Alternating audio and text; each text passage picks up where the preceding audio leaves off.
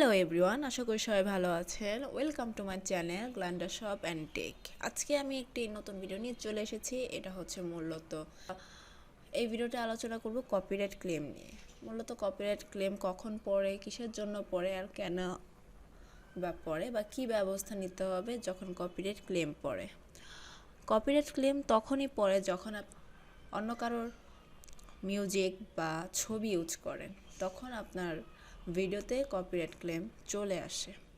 তাই এটাকে আমরা রিমুভ করা আজকে শিখব। আর কপিরাইট ক্লেম আর কপিরাইট স্ট্রাইক কিন্তু এক জিনিস নয়।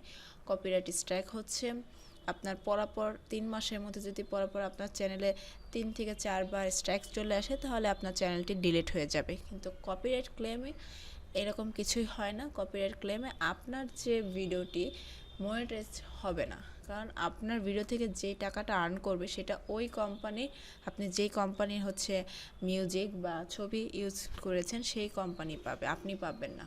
তাই আমরা এই প্রবলেমটাকে কিভাবে সলভ করব আজকে সেটাই দেখব। সো চলুন আমরা আমাদের ইউটিউবে ড্যাশবোর্ডে চলে যাই, দেন সেখান থেকে কন্টেন্টে যেয়ে আমরা দেখব। সো আমরা আমাদের কন্টেন্টে আসার পর দেখতে পারবো এই যে কপিরাইট ক্লেম লেখা। এখান থেকে আমরা সি ডিটেলসে চলে যাব। দেন এমন একটি পেজ আমাদের সামনে শো করবে। এখন এখান থেকে আমরা সিলেক্ট অ্যাকশনে যাব। হয় আপনি মিউট করে দিবেন, আমি মূলত মিউটই করে দিচ্ছি, কারণ আমার এখানে কপিরাইট ক্লেম আসছে মিউজিকের কারণে।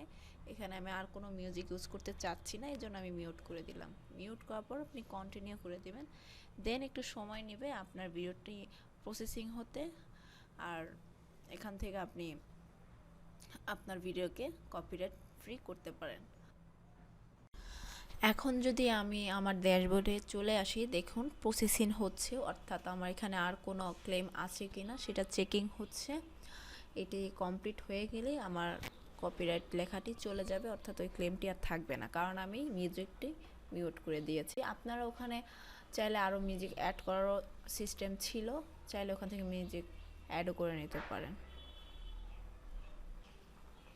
দেখুন এই যে চেকিং শেষ, প্রসেসিং তাদের শেষ, এই কারণে এখানে নান দেখাচ্ছে, অর্থাৎ আমার এখানে আর কোনো কপিরাইট ক্লেম নেই।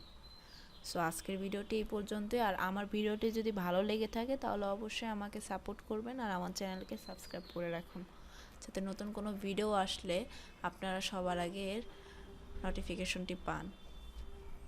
ধন্যবাদ।